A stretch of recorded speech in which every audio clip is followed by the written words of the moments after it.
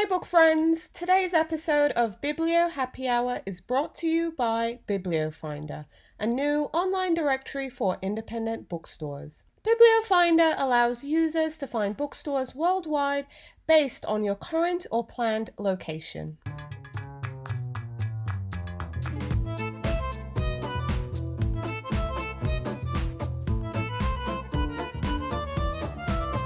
Hi book friends, welcome to Biblio Happy Hour, a podcast about bookstores and everything bookish. I'm your host, Victoria Wood. In today's show, we'll be talking to Dave Rostenne, and he is one of the managers at Books on Beechwood, located in Ottawa, Ontario.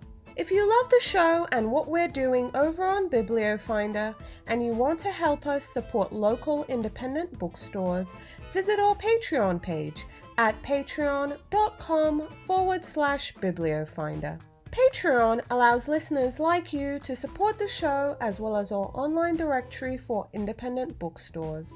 You'll also get additional perks for joining, such as access to our full podcast episodes, behind-the-scenes content, an opportunity to send in questions, get discount codes, shout-outs, plus more. You'll also be the first to know everything and anything that's new with Biblio Finder. That's patreon.com/bibliofinder. We'll also leave a link in the show details. Before we get started with today's episode, wherever you're listening, please don't forget to share, subscribe to our podcast, and leave us a rating and review. Alrighty guys, let's talk with our guest.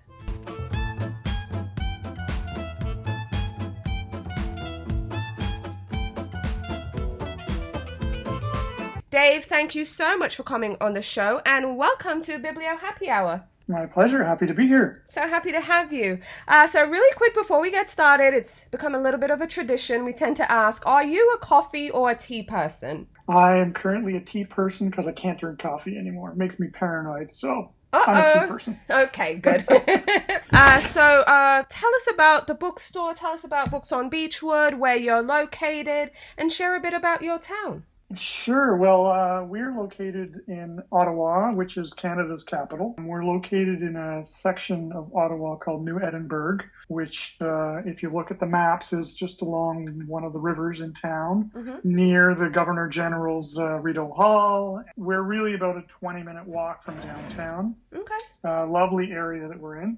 And we are one of the few local independent bookstores in town. I believe we're 3, 4, 5 stores in town. I'd have to go and check. And we're not a very big store, about maybe 1,500 or so square feet. Okay. I tend to think of it more as we have 7,000 books physically in the store, but we have about 15 million titles that we can order. So we're a little store with a lot of content available to us. Yep. So if a customer comes in and you don't have something readily available, you'll be able to order it and bring it in for them. Oh yeah, we work with this fantastic company called Book Manager out of Kelowna in BC, and they do Book Manager software, which runs a couple hundred stores across Canada and the US, and that gives us access to about 15 million titles, which is fantastic. That sounds like a good deal. So tell us more about the bookstore. When did the bookstore first open its doors? How old are you guys? And also tell us a bit about what customers can expect walking in. So the bookstore started, and I know I'm going to get this wrong, about 25 years ago, and has changed hands. We used to be a little further down the street on Beechwood Avenue, which is why it's called Books on Beechwood. Yes. And we have since moved. The original owner has moved on, and the company was taken over by a group of guys here in town that run a high-tech company who did not want to see their local bookstore disappear. Thank you to those folks. And we focus, so many different things. We like to say that our children's section is as big as our adult fiction and mystery section. I mean, honestly, you could almost split the store in half with that. But we also have a very, very strong selection of biography, history, Canadian history, mysteries, cookbooks, and, a lot of coffee table books as well. we have a lot of readers from all ages. I mean, we have the kids coming in and we have the grandparents coming in and everybody in between, and it's a really good selection of books. And people are always telling us that they're very impressed about what we actually physically have in the store, which is also nice to hear. We also have a lot of greeting cards, and a lot of them from artists here in our own neighborhood or in our own city. We also carry a selection. There's one shelf that's full of music CDs, and one of our staff has worked specifically with one of the specialist music stores in town to try and have a nice collection. We're also working with a company called Biblio.fm. They specialize in audiobooks. Yep. And that's been working really well for us as well. Oh, that's so good. we're trying to branch out a little. Our online store, that kind of stuff. We do events in town. One of our very well-known events is there's a restaurant called Table 40 around the corner from us. Mm-hmm. And the reason it's called Table 40 is they have a massive, some kind of wooden table that seats 40 people. No way. And so we rent the space for an evening, and we bring in an author, and then we sell tickets and fill the table, and it's a buffet style meal, and people get to hang out with the author in a nice quiet environment. We used to do it in restaurants that were full of other people. It was too noisy.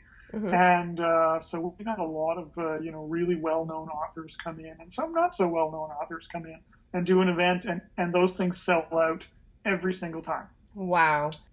Yeah, it's very cool. And we're all, I'm sure we're exactly the same as all the other bookstores out there. We're all trying to, grow our audience and keep people informed and keep them coming back into the store. Yes. And this one is working for us. So well, I'm very happy to hear that one. And I noticed you mentioned the audiobook section, and you've been doing really well with that. So I want to pick your brain on that a bit, because it was just yesterday.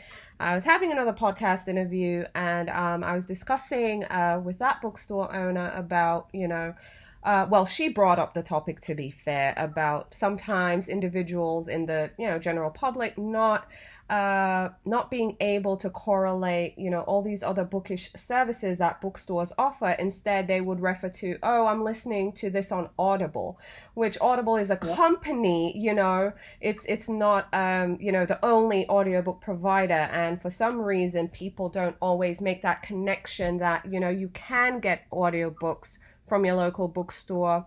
In some cases, you can get ebooks from your local bookstore. How do you make that connection, I would say, for lack of a better word, seeing that you mentioned you're doing well with Biblio FM? So when I'm not working at the bookstore, I'm a technical guy. I'm out doing computer training and so on and so forth, and consulting. Right. So I've got my hands kind of in there. And I don't hesitate to talk to people when they come in. They tell me, I'm going to read this on my e-reader, or I'm going to get it as an audiobook or whatever. And I always ask them why. Mm-hmm. And, there's some folks, they can't see very well and they have to read it on their e-reader.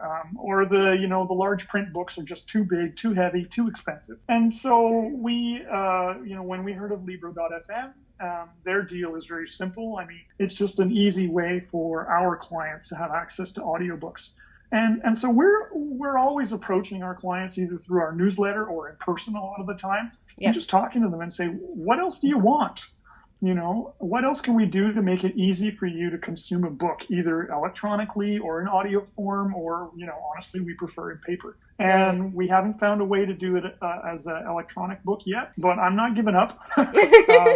The market is kind of backwards because of the dominance of those other companies. Right. But I was really happy when we were able to, join up with Libro.fm. And so, I would say to these people, it's not an issue of, trying to explain to them that Audible is not the only place they can go. Mm-hmm. I think it's just an issue of, what I do outside of the bookstore is I do a lot of training, and sometimes people just don't know. Right. They don't know we have audiobooks on the shelf. I mean, one of the things I do when people come into the store and I've never seen them before, which mm-hmm. happens regularly because sometimes I forget who you are. Yes. But I offer to give them a tour, and I've had people look at me funny and they say, well, what do you mean you're going to give me a tour? And I say, you haven't been in here before. Let me show you all the cool stuff we have. So over here we have fiction. Over here we have mystery. Here's our new, we call it the wedding cake, the stack of new books when you come in.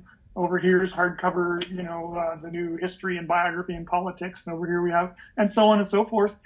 And then I let them go and wander the store, and they're usually very happy because they get introduced to stuff that they didn't know about. Right. And that's the real secret. You just got to talk to people. You have to talk to people. Yep.